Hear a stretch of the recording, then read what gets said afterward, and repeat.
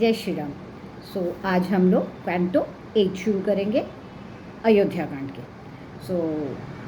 In this canto there is, while Manthara was thus trying to impress on Kaikeyi's mind that the installation of Sri Ram on the throne of Ayodhya would spell disaster to Bharat, Kaikeyi for her part went on harping on Sri Ram's virtues and maintained that his installation as Prince Regent was quite welcome to her.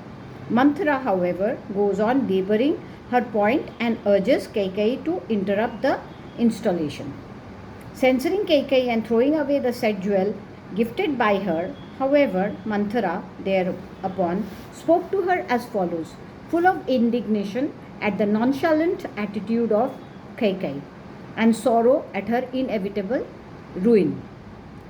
Wherefore have you expressed joy, O foolish lady, when there is no occasion for it? Obviously, you do not perceive yourself surrounded by an ocean of grief. Afflicted as I am with sorrow, O royal lady, I mentally laugh at you in that even on meeting with a great calamity you feel rejoiced where there is reason to mourn. I pity perverseness of your mind, for else what wise lady would exult over the prospective exaltation of a stepson, a veritable foe, any more than on the imminent advance of death? Ram has every cause for fear from Bharat alone, who has an equal claim to sovereignty. I am sad to ponder that, for danger naturally follows to the man who is feared from an individual seized with fear. The mighty armed Lakshman, of course, follows Ram with all his being, and Shatrughan too is a follower of Bharat in the same way as Lakshman is of Ram, a scion of Kakushta. According to the order of seniority too, the claims of the throne of Ayodhya and Bharat alone can be pressed. That of Lakshman and Shatrughan, who are both junior to Bharat, is out of question, O proud lady. I shudder with fear to think of the danger to your son from Ram, who is not only learned and well versed in the conduct of a Kshatriya, but also promptly does what is called for. Fortunate indeed is Kaushalya, whose son is going to be invested with the great office of Prince Regent tomorrow under the asterism Pushya by the foremost of Brahmanas. While with joint palms you will wait like a maid servant on Kaushalya when she has attained the rulership of the globe and disposed of her enemies in the person of Bharat and yourself, and derive joy thereby, trusted as she is by her husband. In this way, you too, along with us, will be reduced to the position of her maid servant, and your son as well will surely be degraded to the status of Ram's servant. The most blessed ladies of Ram's household will feel positively rejoiced, while as a sequel to Bharat's destruction, your daughter-in-law and her companions will feel unhappy. Seeing the aforesaid Manthara speaking most unkindly as above, the godlike Kaikeyi thereupon merely extolled the virtues of Sri Ram as follows, so the tradition goes. A knower of what is right, Sri Ram is a repository of virtues, disciplined, grateful, devoted to truth, upright, and the eldest of the princes. He therefore deserves to be installed in the office of Prince Regent. The long-lived child Ram will look after his younger brothers and servants as a father does his children. How then do you feel distressed, O hunchback, to hear of his installation? After 100 years of Ram's installation, when Ram retires due to old age, Bharat too, the foremost of men, will inherit his ancestral throne in natural course. When an occasion for rejoicing like the present one is at hand, and when a festive occasion similar to the one at hand is to come off in future, too in the shape of Bharat's installation, no matter even if it comes after 100 years, how is it that, well known as you are for your wisdom, you feel agonized like this, as though burning with jealousy, O Manthara? Precisely as Bharata is worthy of esteem to me, Ram, a scion of Raghu, is even more so. Nay, the later does greater service to me than Kaushalya.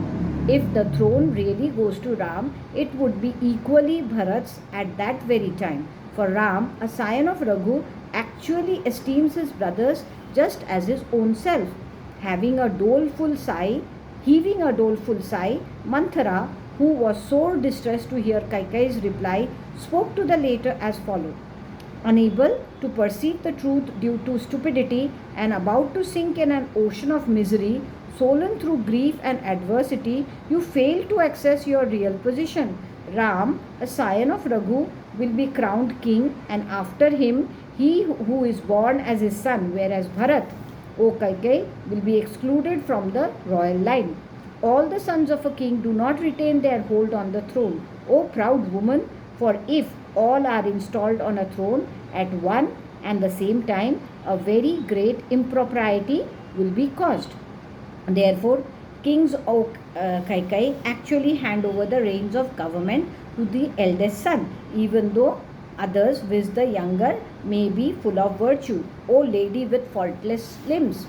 Like a child without a guardian, your aforesaid son will be altogether deprived of comforts and cast out from the royal dynasty.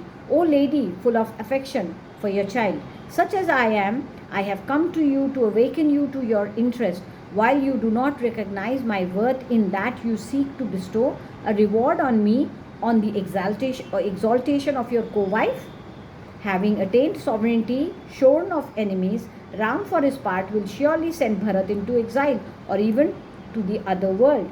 Even as a boy, Bharat, on the other hand, has been dispatched by you to his maternal uncles, while love is endangered through contiguity, even as among inanimate beings like trees and creepers.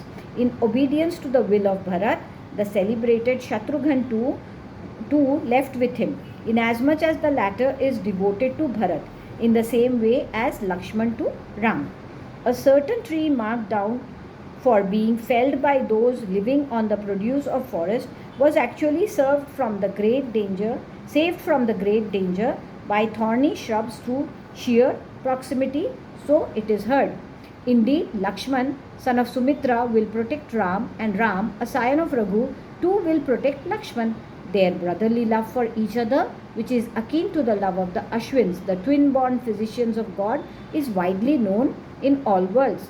Therefore, Ram will never do any wrong to Lakshman. Against Bharat, however, he may perpetrate a wrong. There is no doubt about it. Therefore, let Ram, a scion of Raghu, retire to the woods, even from the palace. This alone appeals to me and is also supremely good to you. In case Bharat rightly secures his paternal throne, as promised by his father, then only will the welfare of those like myself belonging to the side of your parents be ensured. Having lost his fortune, how will that boy of yours, a born enemy of Ram, whose object has been realized and deserving a life of ease, live in subjection to Ram? You ought to protect Bharat when, like the leader of a herd of elephants, chased in a forest by a lion, he is overpowered by Ram. It is improbable that your co-wife Kaushalya, mother of Ram, who has been slighted by you in the past out of pride born of your being loved by your husband, will not repay her grudge to you. Nay, when Ram secures dominion of the earth with its seas and mountains containing abundant jewels, you will at that time, helplessly suffer unwelcome ignominy, alone in the shape of servitude along with Bharat. O proud lady, as soon as Ram attains sovereignty of the globe, Bharat will surely meet his doom. Therefore, actually devise some means of securing sovereignty in favor of your son, Bharat, as well as an excuse for banishing Ram, his born enemy. Thus ends Canto 8 in the AYODHYAKAND of the glorious Ramayan of Valmiki, the work of a rishi and the oldest epic. Now Canto 9. Kaikeyi, whose heart was poisoned by the malicious gossip of Manthara, as aforesaid, takes a vow to see that Ram is sent into exile and Bharat installed as Prince Regent, and asks Manthara herself how to secure that consummation. Manthara tells her how, in the course of a conflict between gods and demons in which Dashrath's help was enlisted by the gods, the queen, who had accompanied her husband to the field of operations and had rendered valuable assistance to him at a critical junction, was offered a couple of boons which she had kept in abeyance. Manthara now asks Kaikeyi to demand the banishment of Ram and the installation of Bharat against the two promised boons. Kaikeyi accordingly throws away her ornaments and lies down on the bare floor in the sulking room in a sullen mood. Now we start heaving a doleful sigh when told thus. Kaikeyi, for her part, whose face was flushed with anger, spoke to Manthara as follows: I shall without delay dispatch Ram to the forest from here this very day, and shall further install Bharat in the office of Prince Regent without loss of time. Now just ponder over this. But what means should I be able to ensure that Bharat attains sovereignty and not Ram on any account? Addressed thus by the queen, Manthara, a sinful mind for her part, replied to Kaikeyi as follows, impairing the mundane interest of Sri Ram. Ah, presently see you, O Kaikeyi, what I do. Listen to my advice, whereby your son Bharat alone will attain sovereignty. Since you wish to hear from me of the plan conducive to your own interest, which has already been made known by you off and on, do you not remember it yourself, or do you hide it from me, even though you remember it, O Kaikeyi?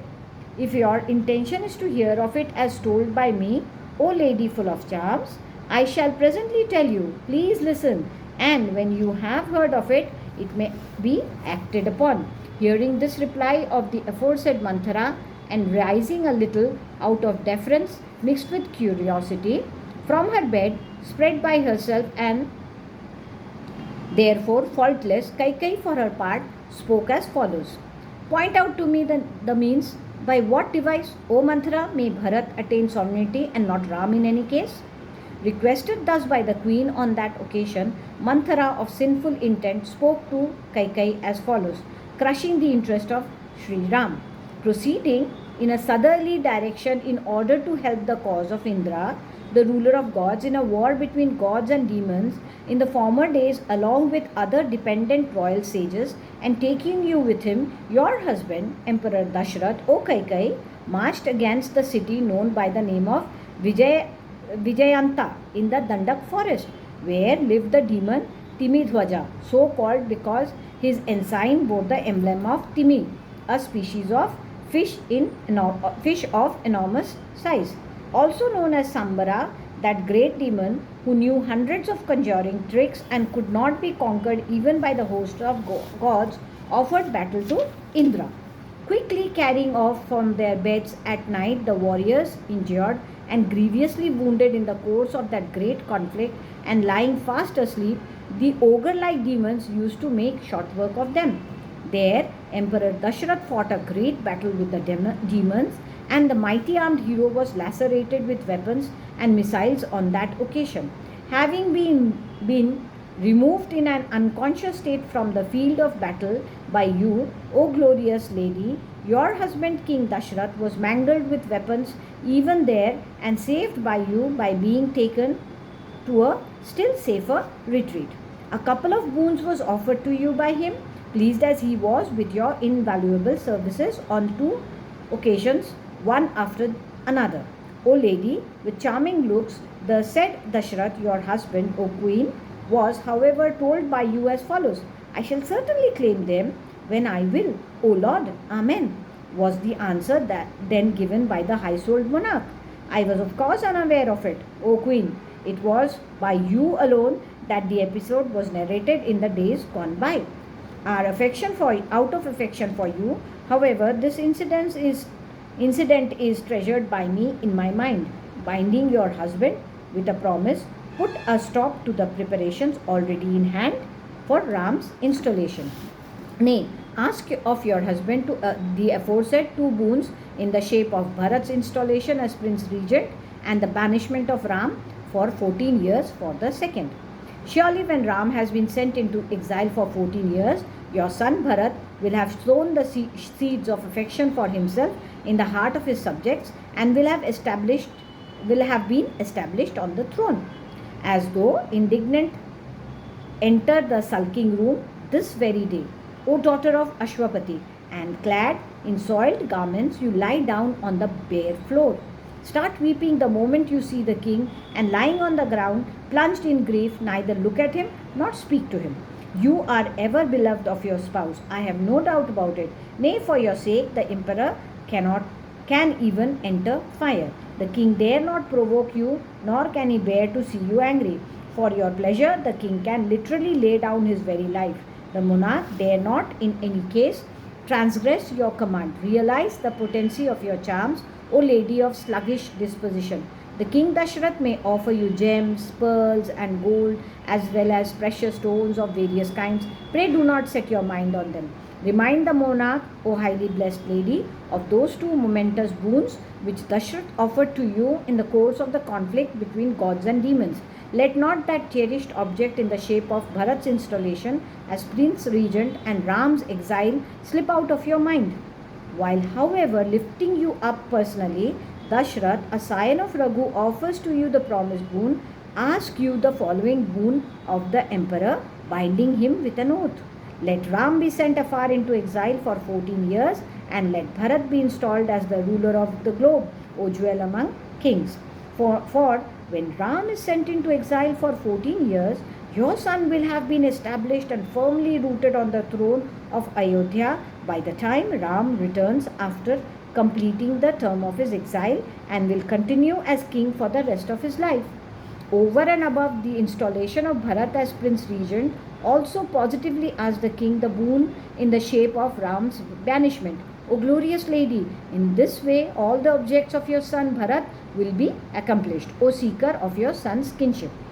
Nay, exiled thus, Ram will surely become unpopular, while your son Bharat will be a ruler without enemies. And by the time Ram returns from the forest, your son Bharat will be firmly established with his relations and friends internally in the mind of his subjects, as well as externally in his dominion, and will have won people to his side, a man of self-control as he is. I regard this as an opportune moment for carrying out your design. Binding the monarch with an oath, fearlessly deter from him his resolve of installing Ram as Prince Regent. Taught by the hunchback to look upon evil as good, and convinced accordingly, the aforesaid Kaikai thereupon felt delighted in mind. Having positively gone astray like a young inexperienced girl, thanks to the advice of the hunchback, though possessed of great wisdom and experiencing great astonishment, Kaikai spoke to Mantra as follows: I will not disparage your wisdom, O noblest woman, who are imparting the best counsel to me. You are the best among the hunchback on earth in judgment, arrived all through reason. You are in fact my only well-wisher and ever devoted to my interest. I cannot fully make out the intention of the king, O hunchback. Deformed women, O hunchback, are generally ill-disposed and most sinful. You are, however, an honorable exception. Though doubled up even as lotus by wind, you are charming to look at. Not only your breast is deformed by a hump and is unusually projected up to the shoulders, below the breast there is your abdomen of modest dimensions with an shapely navel, looking abashed as it were of the unusually protruding breast. Again, there are your broad hinder part and remarkably full breasts. Your countenance resembles the spotless moon. Oh, you look so splendid with it. Hairless and therefore smooth is your hinder part, adorned as it is with a girdle of tiny bells.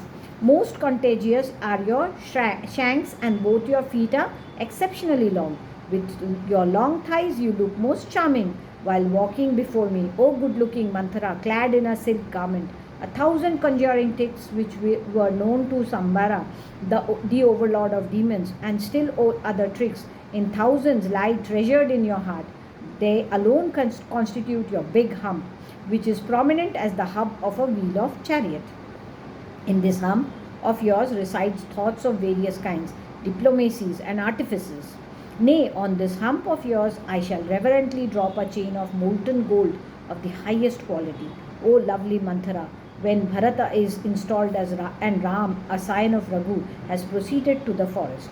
When I have realized my aforesaid object and am thus pleased, I shall further paint your hump with sandal paste and shall cause to be stuck with wax on your forehead a sacred and beautifully tiny disc of gold inlaid with precious stones.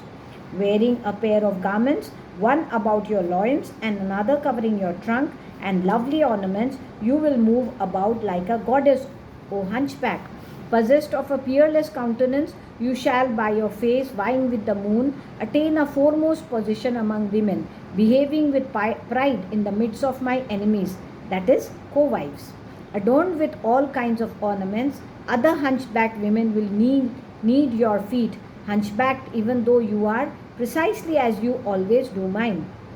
Being flattered thus, Manthara spoke as follows to Kaikai, lying on a spotless bed, even like sacred flame burning on an altar. No dam is constructed across a stream when its water has already flowed past. O blessed lady, it will be of no use your asking a boon of the emperor when Ram has already been installed as Prince Regent. Therefore, get up, work your salvation, and show yourself to the king in an angry mood. Repairing along with Manthara to the sulking chamber, when incited thus by the latter, casting away her pearl necklace costing many lakhs, and other beautiful costly ornaments, and lying down on the floor, the large-eyed Queen Kaikai, an excellent woman who possessed a golden complexion and was puffed up with pride, born of comeliness, and was dominated by the words of the hunchback, then spoke as follows to Manthara on that spot.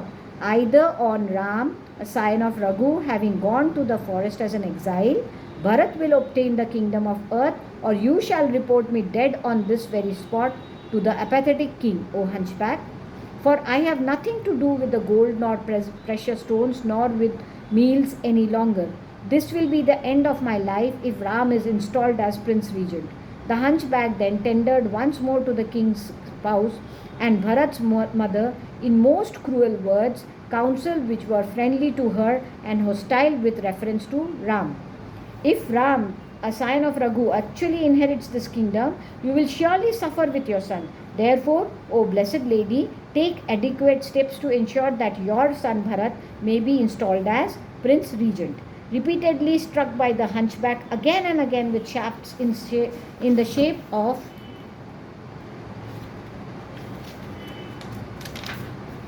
the aforesaid words and pierced to the quick by them, nay, greatly amazed and enraged again and again at the hostile attitude of her loving husband, the Queen Kaikai spoke to her hunchback as follows, placing her hands on the heart as a token of amazement. Either Bharat will have his desire fulfilled on Ram, a scion of Raghu, having retired to the forest for a considerably long period on hearing of my having departed from this world for the region of death, O hunchback, you will report me as dead to the king. In case Ram, a scion of Raghu, does not proceed to the forest from Ayodhya, I shall readily speaking on no account seek bedclothes, nor garlands, nor sandal paste, nor eye salve, food or drink, nor anything else, not even life in this world. Having made this most cruel utterance, and forthwith shredding all ornaments, the proud woman Kaikai then lay down like a kinner woman fallen from heaven on the floor, not covered with any bedcloth. When, with her face veiled by darkness in the shape of violent rage, and with her excellent garlands and ornaments cast to the ground, that disconsolate queen Kaikai looked on that occasion like the firmament enveloped in darkness with its stars swallowed up by it. Thus ends Canto 9 in the AYODHYAKAND of the glorious Ramayan of Valmiki, the work of a rishi and the oldest epic. Jai Shri Ram.